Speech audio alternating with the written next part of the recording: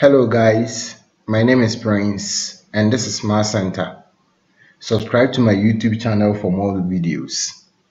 Post your comments and questions on my social media handles and I'll respond to it. We are on the topic indices.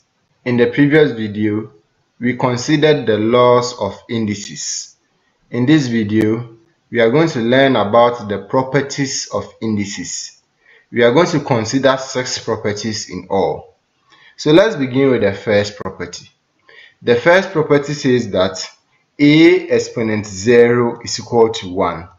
What this means is that any number exponent 0 or any term exponent 0 is 1. So for example, 5 exponent 0 is 1. X exponent 0 is 1. 1 over 4 exponent 0 is 1. So any number exponent 0 or any term exponent 0 is 1. This is the first property. Let's consider the second property. The second property says that if you have a multiplying b in a bracket like this and it's raised to the power x is equal to a exponent x times b exponent x. So you give this exponent x to a and you give the exponent x to b. Remember that the two numbers are multiplying. You can't do this when the two numbers are adding or subtracting. So if the two numbers are adding or subtracting, you can't do this. It has to be multiplication. This law is for multiplication. So if you have a times b into brackets exponent x is equal to, you give the exponent to the first one, then you give the exponent to the second one. So a exponent x times b exponent x. Once again, you can't do this when it's addition or subtraction. This property is for multiplication. Okay, so for example, if you have 2 times 3 exponent 2, you are going to have 2 exponent 2 times 3 exponent 2. So you give 2 to the first one, then you give the exponent 2 to the second one. So you have 2 exponent 2 times 3 exponent 2.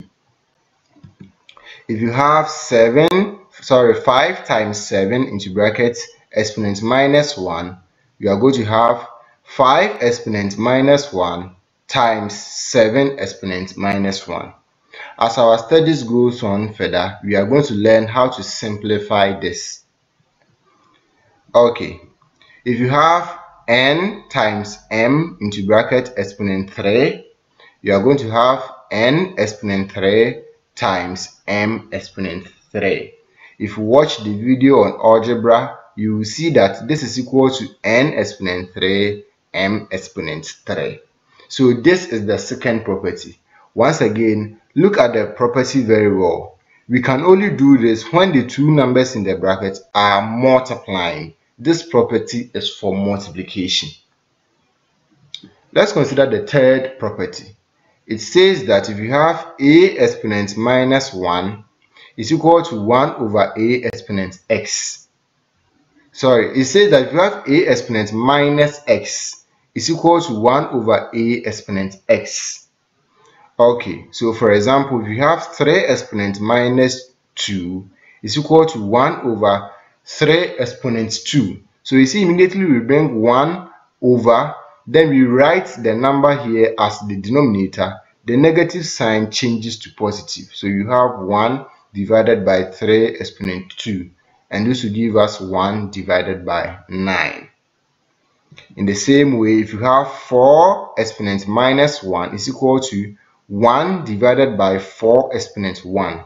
So if you write 4 exponent 1 as the denominator, the minus 1 changes to positive 1. And this will be 1 divided by 4. If you have x exponent minus 3 is equal to 1 divided by x exponent 3. So x exponent minus 3 is equal to 1 divided by x exponent 3. So you see from here, if you write 1 divided by, then we write this number here, the negative changes to positive. This property is very, very important. we are going to use it a lot in our studies on indices. So in this video, we have considered the first 3 properties of indices. In the next video, we are going to consider the 3 remaining properties of indices.